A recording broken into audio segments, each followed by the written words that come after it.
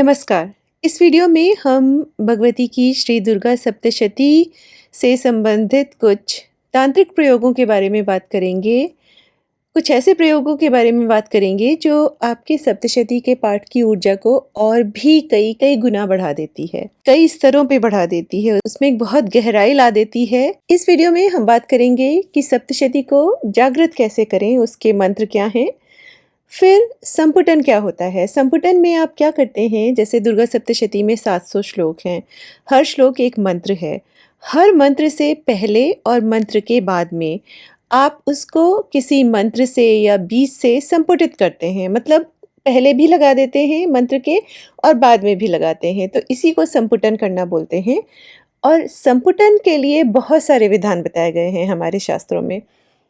अगर आप शास्त्रों को पढ़ना शुरू करेंगे, मंत्र शास्त्र जो हैं आपके, तो आप देखेंगे कि सप्तशती के बहुत सारे प्रयोग बताए गए हैं और बहुत तरह से संपुटन बताया गया है। और ये जो संपुटन होता है, ये कामना विशेष से, मतलब जो आपकी कामना है, उसके अनुसार आप मंत्र लगा सकते हैं एक सर्टेन, या फिर आप बीज मंत्र लगा सकते हैं, या फिर आप व्याहृति लगा सकते हैं।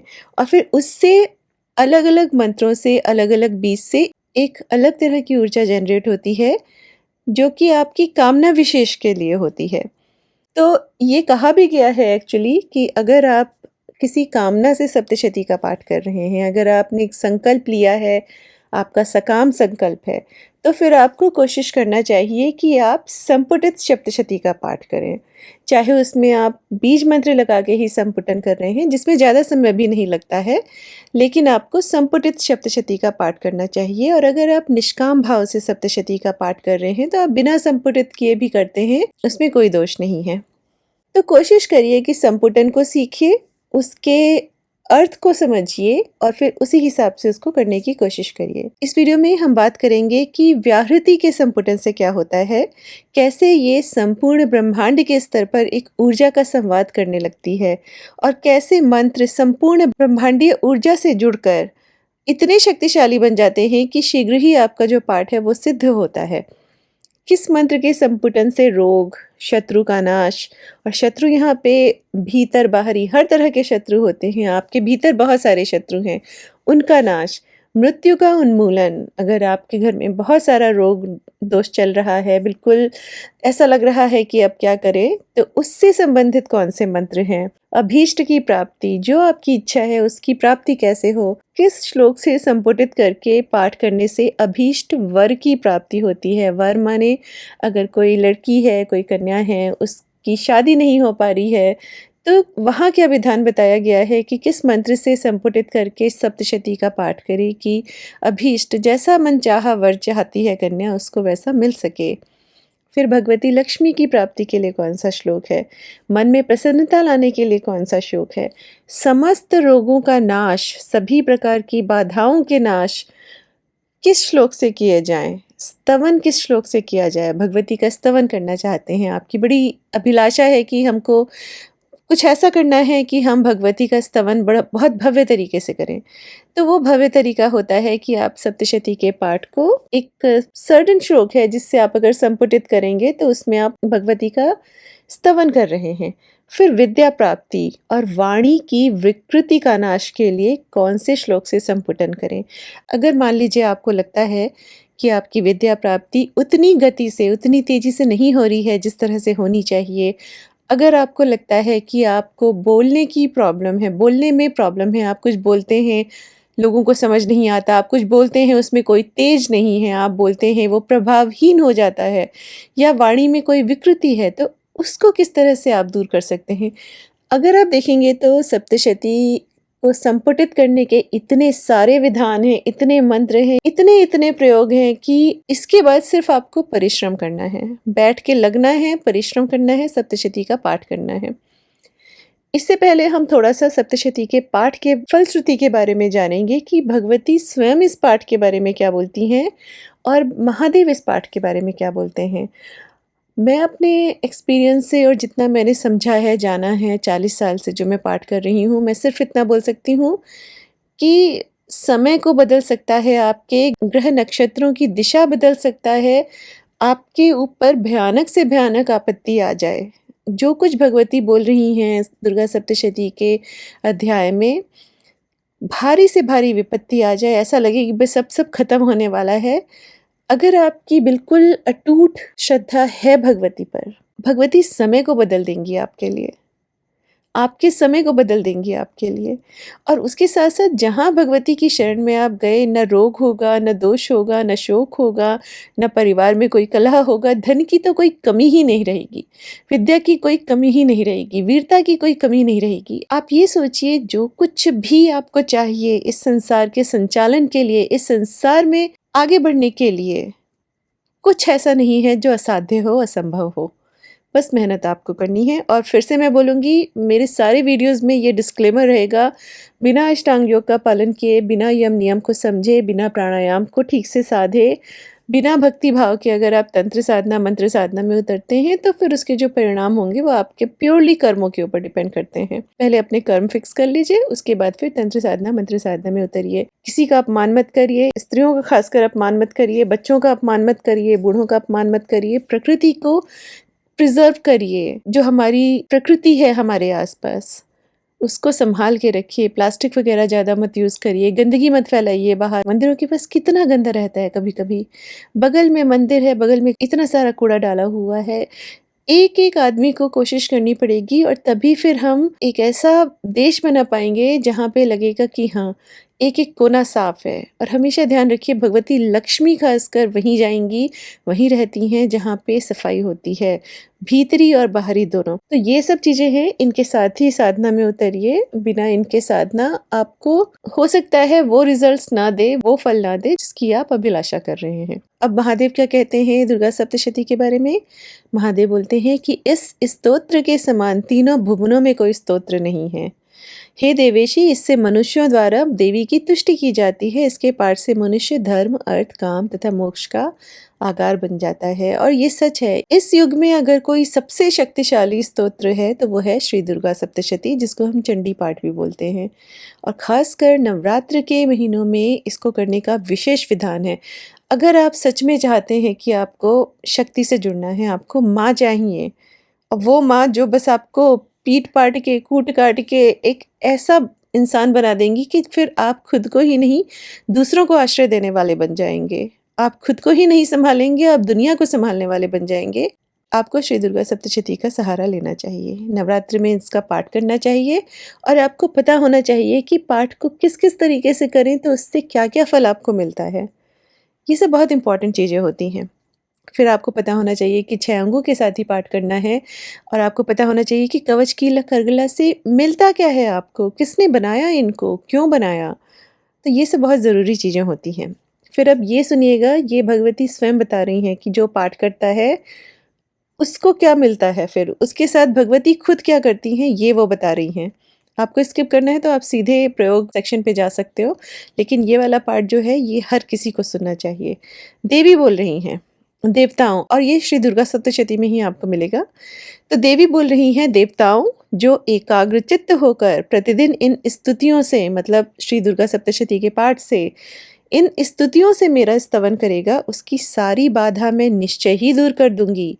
जो मधुकैटभ का नाश, महिषासुर का वध तथा शुंभ निशुंभ के संहार के प्रसंग का पाठ करेंगे, तथा अष्टमी, चतुर्दशी और नवमी को भी जो एकाग्रचित्त हो भक्ति पूर्वक मेरे उत्तम महात्म्य का श्रवण करेंगे, उन्हें कोई पाप छू नहीं सकेगा। उन पर पाप जनित आपत्तियां भी नहीं आएंगी। उनके घर में कभी दरिद्रता नहीं होगी, तथा उनको कभी प्रेमी जनों के विछोह का कष्ट भी नहीं भोगना पड़ेगा। इतना ही नहीं, उन्हें शत्रु से, लुटेरों से, राजा से, शस्त्र से, अग्नि से तथा जल की राशि से भी कभी भय नहीं होगा। इसलिए सबको एकाग्रचित्त होकर भक्तिपूर्वक मेरे इस महात्म्य को सदा पढ़ना और सुनना चाहिए। यह परम कल्याणकारक है।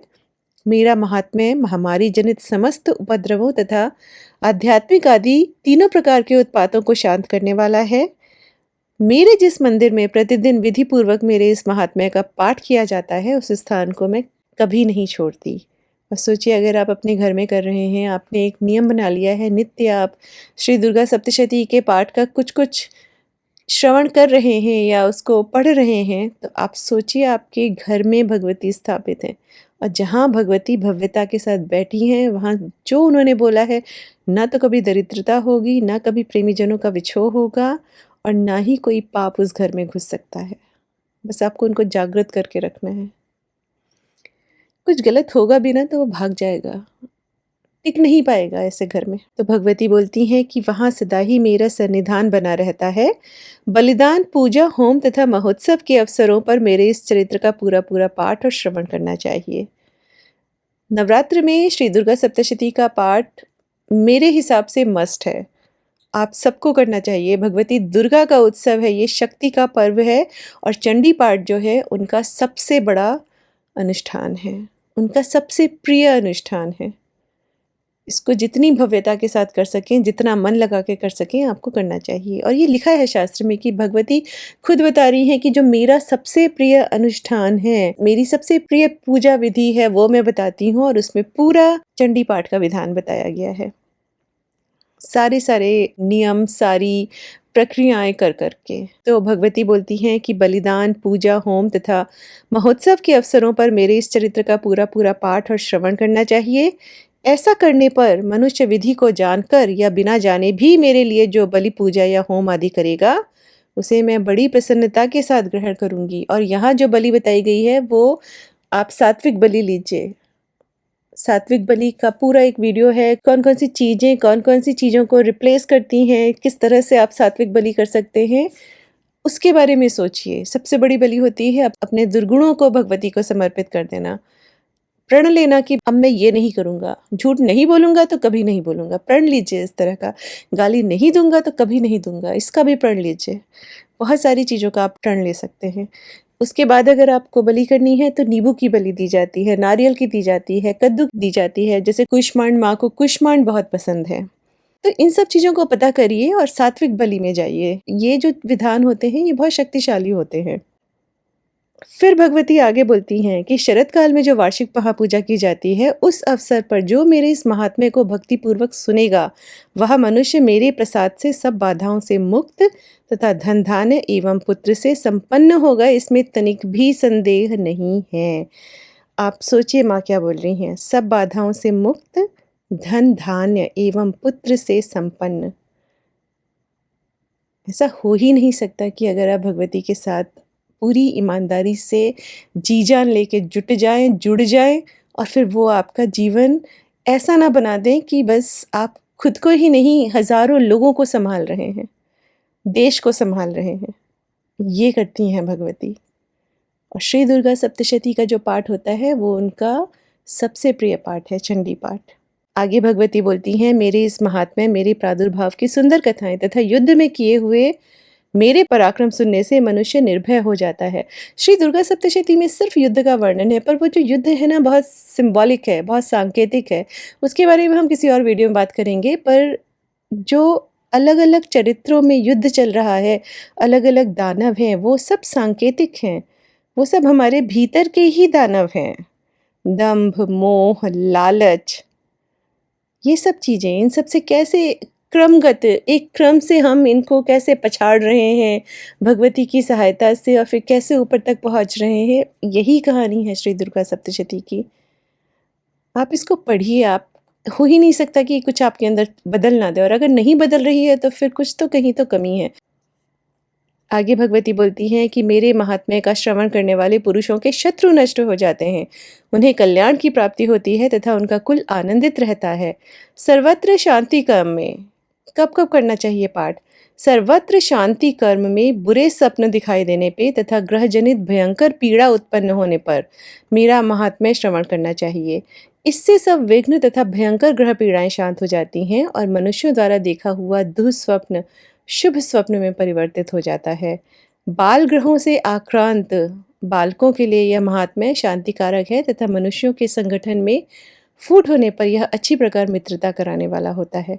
मतलब कुछ कोई अच्छा समय है, आप पाठ करिए। कुछ ऐसा लग रहा है आपके ऊपर आपत्ति आई है, फंसे हुए हैं, एकदम दीनहीन अवस्था है, डर गए हैं, रोग भी आ गए हैं, सप्तशती का पाठ करिए।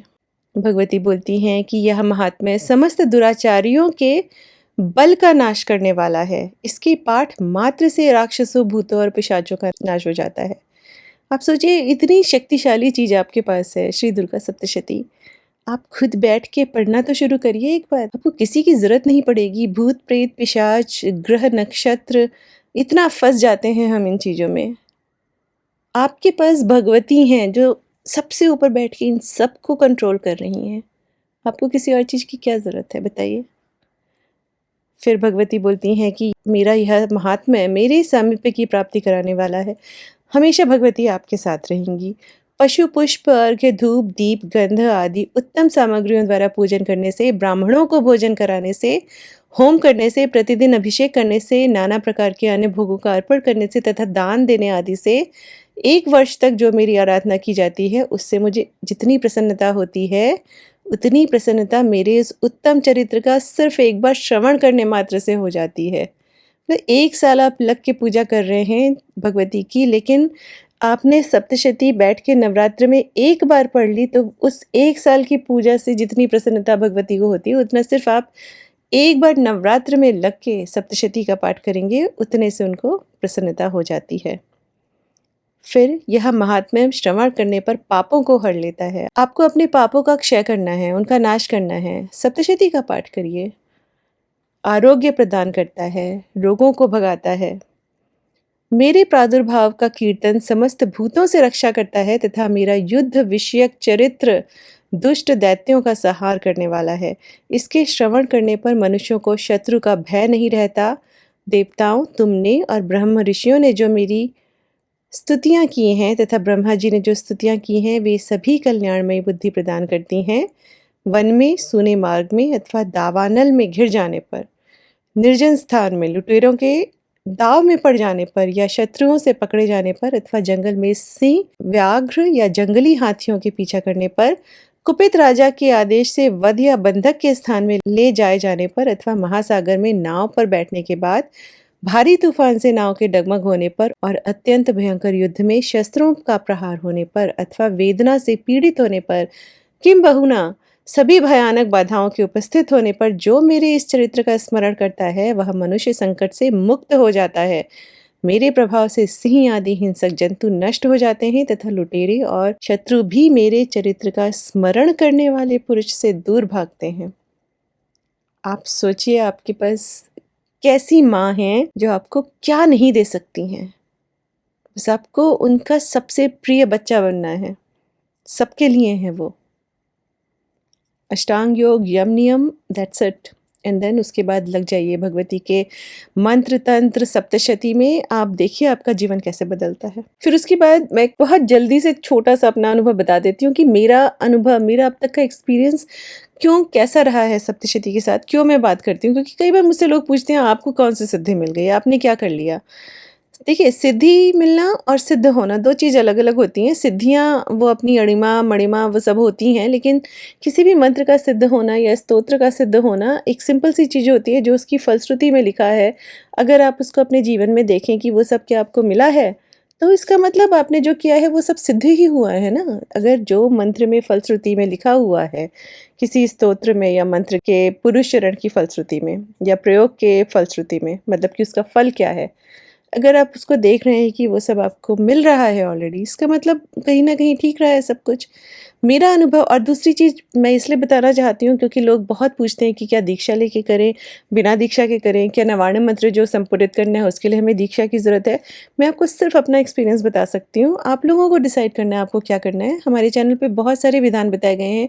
गुरु नहीं है तो देव दीक्षा कैसे लेनी है? क्या बिना गुरु के कर सकते हैं? अगर करेंगे तो उसका क्या प्रभाव पड़ेगा? मैं सिंपल बहुत कम लाइन्स में आपको अपना एक्सपीरियंस बताती हूँ। मेरा अनुभव शुरू हुआ था, मेरा पूरा जर्नी जो था वो शुरू हुआ था 7-8 साल की उम्र से, जब मुझे स्कूल के श्लोक कॉम्पिटिशन में सप्तश्लोकी का एक श्लोक मिला। फिर हमारे घर में दैनिक पूजा का विधान था। हमारी माँ बैठती थी पूजा के लिए सुबह शाम, हम भी उनके साथ बैठते थे। उस पूजा में धीरे-धीरे मैंने उस सप्तश्लोकी, क्योंकि मैंने याद किया था कॉम्पिटिशन के लिए, तो मैंने उसको भी पढ़ना शुरू कर दिया, उसका भी जप करना शुरू कर दिया। जो श्लोक था वो था सर्वमंगल मांगल्ये शिवे सर्वार्थ साधिके शरण्ये त्र्यंबके गौरी नारायणी नमोस्तुते। तो ये 7-8 साल की उम्र से शुरू हुआ था, एक श्लोक था खाली सप्तश्लोकी का। फिर 15-16 की उम्र से अपनी माँ से सीखकर मैंने श्री दुर्गा सप्तशती पढ़ना शुरू किया। वो दुर्गा सप्तशती पढ़ती थी। हमारे घर में विधान है, सब कोई पढ़ता है। मैं अपनी सभी मौसियों को देखा है पढ़ते हुए, हमारी नानी भी पढ़ती थी। हमारे घर में श्री दुर्गा सप्तशती का पाठ होता रहा है, जो कि मैंने देखा है। और मेरी माँ उत्तर प्रदेश में प्रतापगढ़ जो एक शहर है वहाँ से हैं, तो पास में बहुत सारे शक्तिपीठ भी हैं उधर। तो ये विधान रहा है उस एरिया में, श्री दुर्गा सप्तशती, शक्ति साधना। फिर हम लोग क्षत्रिय थे, ठाकुर थे, तो शक्ति साधना एक बहुत नॉर्मल सी चीज़ थी। कभी हमें बचपन में ये सब नहीं था कि आप दीक्षा लीजिए या आप किसी पंडित जी से सीखिए या आप इसको नहीं कर सकते हैं। इनफैक्ट एनकरेज किया जाता था कि आप श्री दुर्गा सप्तशती का पाठ करिए। हम घर में ही सीख-सीख के सब एक-दूसरे से करते थे। तो मैंने अपनी माँ से सीखा। सबसे पहले मैंने क्षमा प्रार्थना पढ़ना शुरू किया था, क्योंकि मुझे बहुत अच्छा लगता था वो पढ़ना। क्षमा प्रार्थना और फिर तंत्रोक्त देवी सूक्तम। सो बहुत समय तक तंत्रोक्त देवी सूक्तम, क्षमा प्रार्थना और सप्तश्लोकी का एक श्लोक। उसके साथ-साथ थोड़े से कुछ और भी श्लोक थे, पर वो धीरे-धीरे जुड़ते चले गए। फिर कॉलेज टाइम से मैंने सप्तशती का पाठ, जो 700 श्लोक हैं, उनको पाठ को करना शुरू किया। मैं शुरू से संस्कृत में करती थी। संस्कृत के साथ-साथ नीचे हिंदी में जो अनुवाद दिया है उसको भी पढ़ती थी, ताकि मुझे समझ आए कि सब क्या हो रहा है। सप्तशती फिर कॉलेज में मेरे साथ रही, शादी के बाद मेरे घर आ गई। नवरात्र पे व्रत और पाठ कंटिन्यूअसली चलता रहा, दैनिक पूजा चलती रही, सप्तश्लोकी के साथ और तंत्रोक्त देवी सूक्तम, क्षमा प्रार्थना, ये सब दैनिक पूजा में होता था। सप्तशती का पाठ जो था वो मैं नवरात्रि पे करती थी, व्रत रखती थी, विधान पूरा जो जैसा नवरात्रि का फॉलो किया जाता है। अब 40 साल तक यही किया मैंने और मैं बस ये बोलूँगी कि जो कुछ भगवती की फलश्रुति में लिखा हुआ है, भगवती कृपा से सब कुछ भगवती ने दिया। इससे ज़्यादा मैं और कुछ नहीं बोलूँगी। सब कुछ उन्होंने जो-जो लिखा है फलश्रुति में सब कुछ उन्होंने दिया। फिर 2 बच्चे हुए, वो भी एक शरद नवरात्र में तीसरे दिन और एक जन्माष्टमी में आद्या कालिका जयंती के दिन। और तब तक मैंने कभी ध्यान नहीं दिया था कि मैं सप्तशती का पाठ करती हूँ और इनफैक्ट बहुत बाद में मैंने ध्यान दिया कि मेरा छोटा बेटा तो जन्माष्टमी आद्या कालिका जयंती के दिन हुआ था। भगवती ने इतना कुछ दिया, घर भर दिया और उसके बाद 40 साल के बाद फिर अब वो मुझे तंत्र मंत्र सिखाने लगी और मैंने समझना शुरू किया कि 40 साल तक जो सप्तशती और दुर्गा पूजा मैं कर रही थी उसका गूढ़ रहस्य क्या है। अभी तक सिर्फ भक्ति भाव चल रहा था, फिर भक्ति भाव से भगवती तंत्र की तरफ ले जाने लगी। सबसे बड़ी चीज़ अपनी भक्ति के साथ-साथ जो भगवती ने दी है वो है ज्ञान की प्राप्ति। अब तक जो मिला था वो बहुत भौतिक था, लेकिन जो अब मिल रहा है पिछले 4-5 सालों से, साढ़े 3-4 साल से, वो है शुद्ध ज्ञान की प्राप्ति। द्वैत से अद्वैत की ओर, मंत्र तंत्र विज्ञान का सच्चा और गूढ़ रहस्य और कैसे अपना रक्षण कर सकते हैं, ये है वो खजाना जो मैंने 40 साल की सप्तशती की यात्रा और भगवती दुर्गा की भक्ति के बाद अब पाया। तंत्र मंत्र उन सभी चीज़ों को तीव्रता दे रहा है जो मैं अपने घर में अपने परिवार के साथ गृहस्थ के तरीके से 40 साल से कर रही थी। जिसको लोग इतना डरा देते हैं कि नहीं आप सप्तशती का पाठ संस्कृत में मत करिए, आप कर ही नहीं पाएँगी। मैं तो कर रही थी ना बचपन से, एक बच्ची ही तो थी तब से कर रही हूँ। नवरात्र में मैं महाविद्या क्रम से करती थी और ये पूरा विधान श्री दुर्गा सप्तशती की बुक में दिया हुआ है आपको, ये कोई रहस्य नहीं है। ये सब चीज़ें पुस्तकों में दी हुई हैं, स्वाध्याय बोला गया है आप करिए। मार्कंडेय पुराण से आता है श्री दुर्गा सप्तशती का पाठ। अपनी माँ से सीखा, पहला श्लोक अपने मैथ्स के टीचर से मिला श्लोक कॉम्पिटिशन में, माँ से सप्तशती सीखी और फिर आप खुद देखिए कि भगवती ने अब तंत्र मंत्र सिखाना किया है, वो भी कैसे कि जब मैंने पढ़ाई करना शुरू किया था साइबर सिक्योरिटी की, तो काली लिनक्स के थ्रू, काली लिनक्स बोलते-बोलते 2 साल तक नाम जप हुआ एंड कब से मैं एकदम भगवती कालिका की तरफ घुस गई, उनका तंत्र मंत्र करने लग गई। उसके बाद कैसे सारे शास्त्र खुलने लगे, कैसे ज्ञान आने लगा। तब मुझे पता चला कि अब तक जो मैं कर रही थी वो भक्ति थी और अब जो भगवती मुझे सिखा रही हैं वो है मंत्र साधना तंत्र। और ये जो है अगर भक्ति के साथ मिला के आप करते हैं तो ये इतनी तीव्रता ला देता है आपके सारे प्रयासों में, जिसको मैं बोल नहीं सकती हूँ, बता नहीं सकती हूँ। अब चीज़ें खुल-खुल कर सामने आ रही हैं, नए-नए विधान पता चल रहे हैं। शोध करने का, रिसर्च करने का मन करता है। भगवती के गूढ़ रहस्यों को जिनको कहते हैं देवता भी नहीं जान सकते, मनुष्य तो बहुत दूर की बात है। उन गूढ़ रहस्यों की तरफ मन खिंचता है। मन करता है सारे तंत्र शास्त्र पढ़ लिए जाएँ और सब खुल-खुल के सामने भी आ रहे हैं। सही चीज़ें दिखाई दे रही हैं इन द सेंस कि सही पुस्तकें पता चल रही हैं बिना किसी डिले के, बिना किसी समय को बर्बाद किए। कभी भी ऐसा नहीं लग रहा है कि मैं किसी चीज़ के लिए ब्लॉक हो गई हूँ, मतलब मुझे समझ में नहीं आ रहा है क्योंकि सब एक क्रम से हुआ है। ऐसा नहीं था कि एकदम से भगवती ने शुरू में ही तंत्र मंत्र उन्होंने पहले 40 साल तक सप्तशती कराई। 10 साल के बाद ही सब कुछ उन्होंने दे दिया था, लेकिन फिर भी मैं 30 साल तक कर रही थी। उसके बाद अब जाकर वो अपनी मंत्र साधना और तंत्र सिखा रही हैं और मुझे अब समझ आ रहा है कि तंत्र कितना शक्तिशाली माध्यम है। और जो आपकी दुर्गा सप्तशती है, जो आपकी श्री दुर्गा सप्तशती चंडी पाठ है, ये एक बहुत शक्तिशाली तांत्रिक ग्रंथ भी है। इससे इतने सारे प्रयोग होते हैं, इससे इतनी सारी चीज़ें की जा सकती हैं और पौष्टिक कारणों के लिए, पुष्टिदायक कारणों के लिए, शांति कर्मों के लिए, अपने उत्थान के लिए, अपने आप को ऊपर उठाने के लिए, शक्ति के लिए, बल के लिए, हर तरह की चीज़ों के लिए, जिसको आप समझ भी नहीं सकते हैं। इसलिए डरिए मत। इस कल्प की सबसे शक्तिशाली जो नवरात्र होते हैं, वो होते हैं शारदीय नवरात्र और इसमें अपनी दुर्गा साधना पूजा की शुरुआत करिए। अगर आपके पास श्री दुर्गा सप्तशती नहीं है, आप ले आइए दुर्गा सप्तशती। हर घर में श्री दुर्गा सप्तशती होनी चाहिए। आपके लिए, आपके परिवार के लिए, आपके बच्चों के लिए।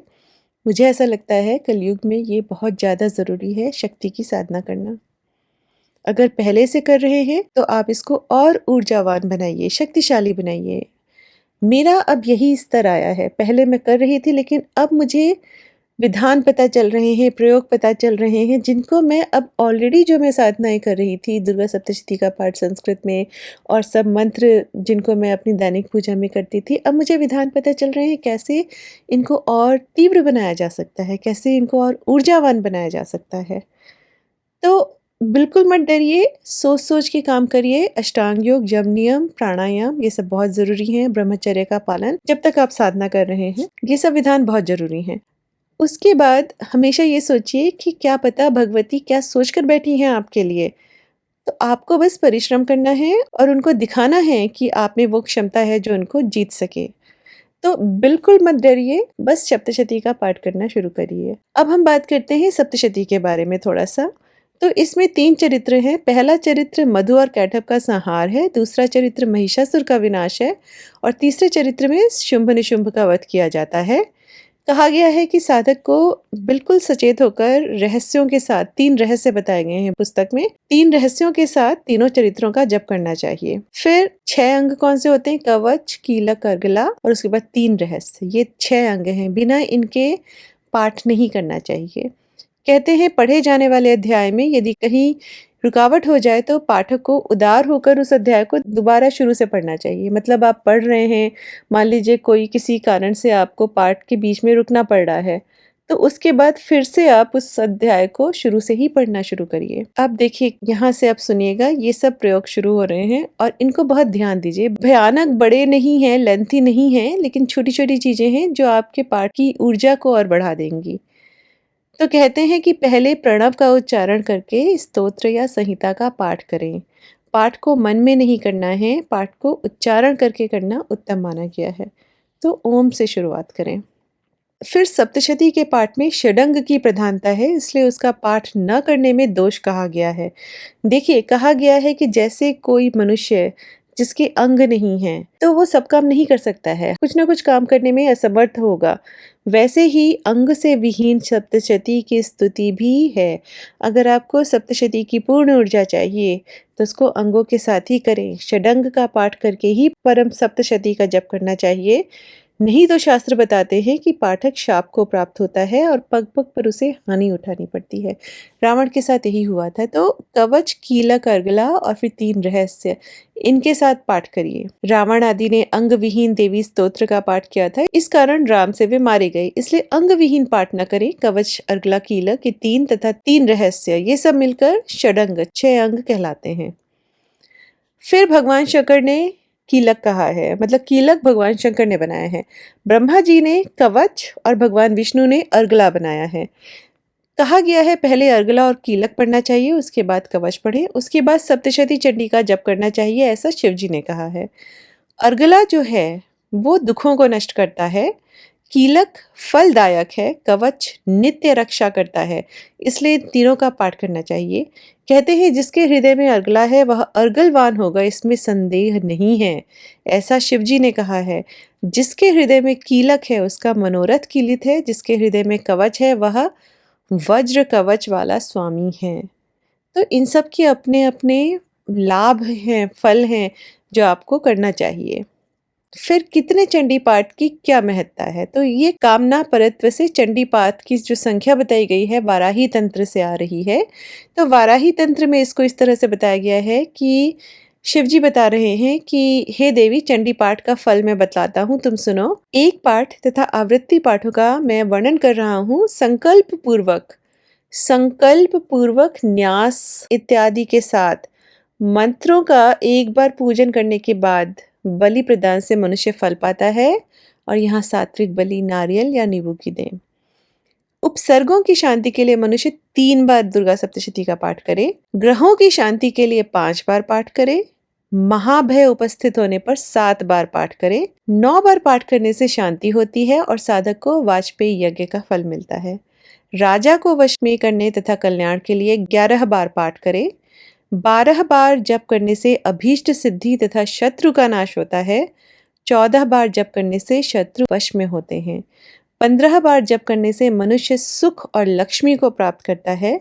16 बार पाठ करने से पुत्र पौत्र तथा धन धान्य का आगम होता है। राजा के भय से बचने के लिए 17 बार पाठ करे। शत्रु के उच्चाटन के लिए 18 बार पाठ करे। अब यहाँ पे शत्रु रोग भी हो सकते हैं, रोग भी तो आपका एक शत्रु है। तो रोगों का उच्चाटन करने के लिए ये भी विधान बताए गए हैं। देखिए यही है तंत्र, रोगों का उच्चाटन करिए। तो उसके लिए बोला गया है 18 बार पाठ करें। तो आप अपने विनियोग में जब संकल्प लेंगे उसके बाद विनियोग करेंगे तो बोलेंगे कि इस रोग का उच्चाटन हो जाए, दूर रहे हमसे। भारी ऋण से मुक्ति के लिए 20 बार पाठ करना चाहिए। बहुत भारी ऋण हो गया आपके ऊपर, समझ नहीं आ रहा क्या करें, तो 20 बार पाठ करिए। 25 बार पाठ करने से मनुष्य बंधन से मुक्त हो जाता है। भारी संकट के प्राप्त होने पर, असाध्य रोग होने पर, जाति के नाश होने पर, कुल का उच्छेद होने पर, आयु का नाश होने पर, शत्रुओं में वृद्धि होने पर, रोग वृद्धि में, धन नाश में तथा क्षय में, तीनों प्रकार के उत्पादों में तथा अतिपातक में मनुष्य को यत्न से 100 बार पाठ करना चाहिए, तब शुभ होता है। अगर आप शतचंडी कर लेंगे ना तो फिर बहुत सारी चीजें अपने आप खत्म हो जाएंगी आपकी, जो भी आपको परेशान कर रहा है, कुछ भी हो चाहे वो। फिर आगे महादेव बताते हैं कि ऐसा करने पर उसकी विपत्तियों का नाश होता है और अंत में वह परम गति को प्राप्त होता है। ये शतचंडी के बारे में बताया गया है जिसमें आप 100 बार पाठ करते हैं। जय वृद्धि तथा राज वृद्धि में हमेशा पाठ करना चाहिए, रोज पाठ करिए। मन से देवी का ध्यान कर 108 बार जप करने से सिद्धि प्राप्त होती है। हे सुब्रते, ऐसा मनुष्य 100 अश्वमेध यज्ञों के फलों को प्राप्त करता है। 1000 बार अगर आप पाठ कर लेते हैं तो लक्ष्मी स्वयं स्थिर होकर उसे घेर लेती हैं। 1000 बार पाठ करना बहुत होता है, पर फिर क्या होता है कि लक्ष्मी स्वयं स्थिर होकर उसे घेर लेती हैं। समस्त भोगों को भोग कर मनुष्य अंत में मोक्ष को प्राप्त करता है। पर 1000 बार पाठ कैसे करेंगे आप? आपको करवाना पड़ेगा, या फिर ये एक लाइफ लॉन्ग आपका एक गोल हो जाएगा कि हमें 1000 बार पाठ कंप्लीट करना है। तो अगर आप देखें मोटे तौर पर, जैसे एक साल में 365 डेज होते हैं, राइट? तो मान लीजिए आप 300, और फिर आपको रोज़ एक चंडी पाठ करना पड़ेगा, और फिर कहीं जाके आपका 4 साल 5 साल में कंप्लीट होगा। देखा जाए तो बीच में अगर कभी नहीं कर पाए और कर पाए तो, और अगर आपने महाविद्याक्रम से किया तो आपको कम से कम 7-8 दिन लगेंगे। फिर आपको उसी हिसाब से हवन वगैरह भी। तो ये सब विधान, ये वाले विधान बहुत ज़्यादा जिसको बोलते हैं जटिल होते हैं। लेकिन अगर आपकी इच्छा ही ऐसी है कि बस भगवती स्वयं लक्ष्मी स्थिर होकर बैठी रहें और कई कुलों तक बैठी रहें, तो ये सब विधान लोग करते भी हैं और करते थे। राजा महाराजा ये सब लोग, शक्ति साधना बहुत प्रोमिनेंट रही है। फिर भगवान बोल रहे हैं, जैसे यज्ञों में अश्वमेध यज्ञ तथा देवों में विष्णु है, वैसे ही सभी स्तोत्रों में सप्तशती स्तोत्र है। हे वरानने, इससे बढ़कर कोई स्तोत्र नहीं है। यह स्तोत्र मुक्ति और भुक्ति देने वाला पुण्य तथा पावन है। हे वरानने, अधिक इधर उधर की बातें करने से क्या लाभ? 15 बार के पाठ से ही सभी सिद्धियां सिद्ध हो जाती हैं। तो ये सब तो पाठ कितनी बार करने से क्या फल होता है ये था। अब एक जो बात जो बहुत इम्पोर्टेंट होती है कि पाठ शापित भी है, कीलित भी है। तो उसका शापोद्धार और उत्कीलन करने के बाद ही पाठ को पढ़िए। शापोद्धार कैसे करते हैं, उत्कीलन कैसे करते हैं, ये हमने ऑलरेडी वीडियो में कवर किया है। श्री दुर्गा सप्तशती की जो गीता प्रेस की पुस्तक है उसमें भी दिया गया है। अब सप्तशती पाठ को जागृत कैसे करें, ये सब विधान मंत्र शास्त्रों से आ रहे हैं।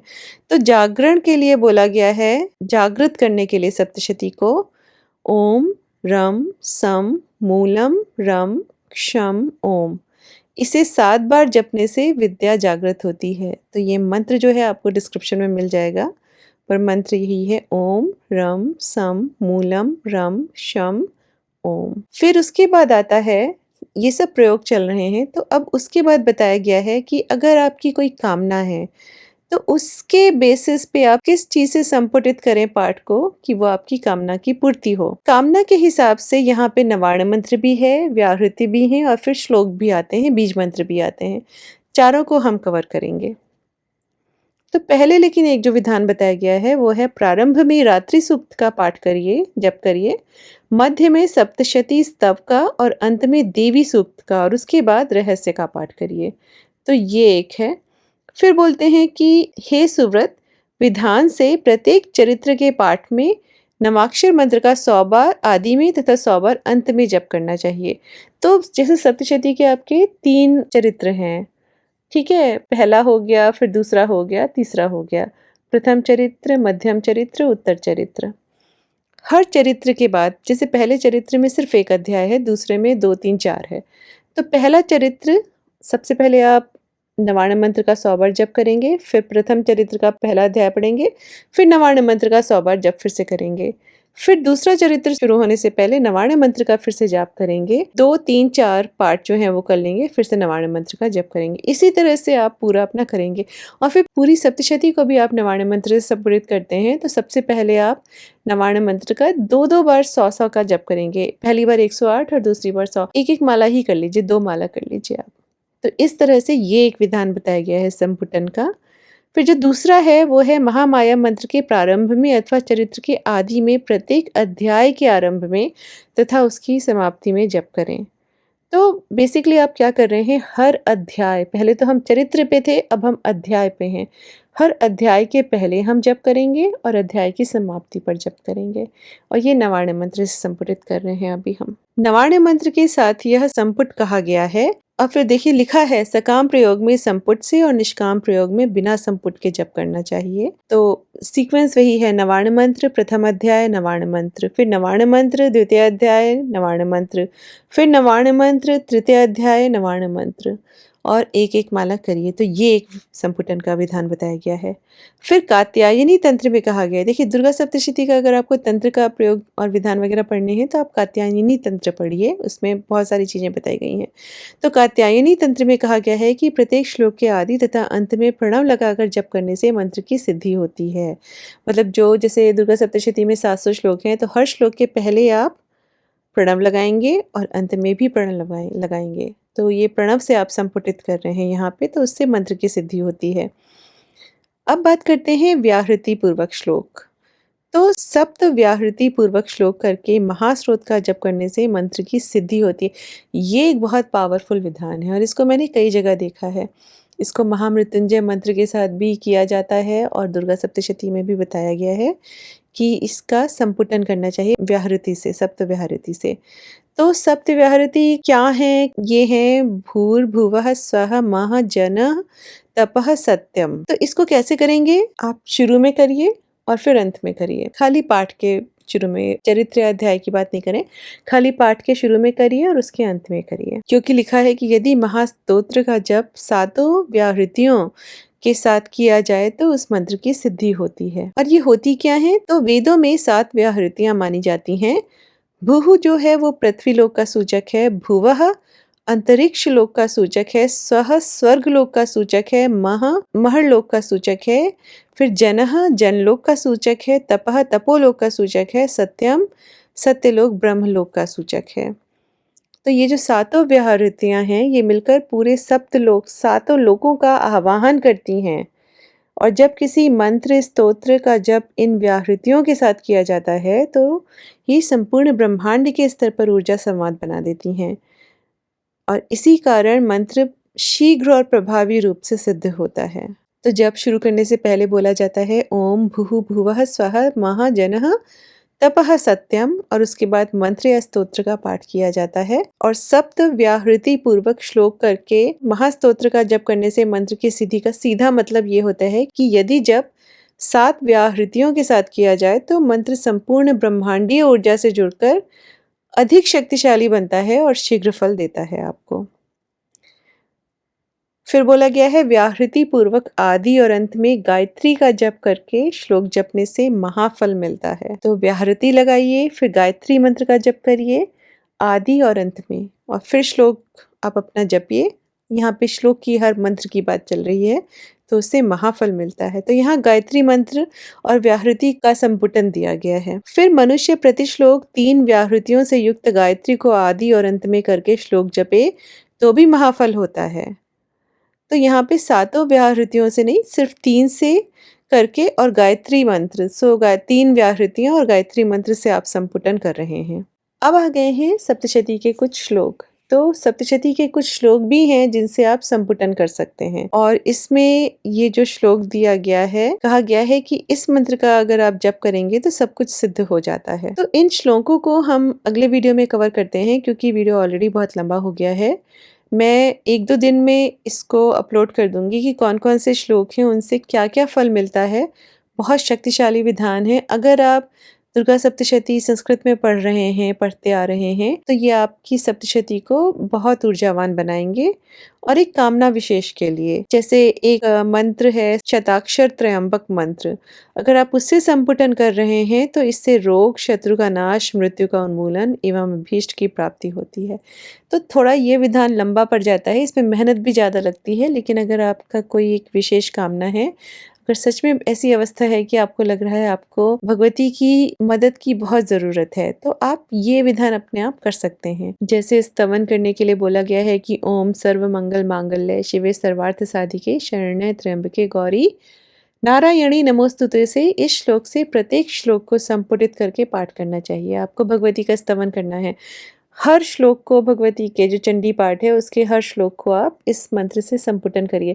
तो इसमें कैसे करते हैं आप? पहले आप ओम सर्वमंगल मांगल्य शिवे सर्वार्थ साधिके शरण्य त्र्यंबके गौरी नारायणी नमोस्तुते जप करेंगे। उसके बाद आप जो मंत्र है सप्तशती का उसको पढ़ेंगे। उसके बाद फिर से आप ओम सर्वमंगल मांगल्य शिवे सर्वार्थ साधिके शरण्य त्र्यंबके गौरी नारायणी नमोस्तुते इस तरह से करेंगे और इस तरह से पूरे आप 700 श्लोकों को करेंगे। इसमें समय लग सकता है, लेकिन जब बीज मंत्र से आप संपुटन करते हैं तो बीज मंत्र चूंकि छोटे से होते हैं तो इसमें ज़्यादा समय नहीं लगता है। जैसे बोला गया है कि सभी अभीष्ट सिद्धि के लिए माया बीज ह्रीं, महालक्ष्मी बीज श्रीं, काम बीज क्लीं, इनसे संपुटित मंत्र के जप से समस्त अभीष्ट सिद्ध हो जाते हैं। हर इच्छा आपकी, देखिए कितने शक्तिशाली बीज हैं यहाँ पे, ह्रीं श्रीं क्लीं।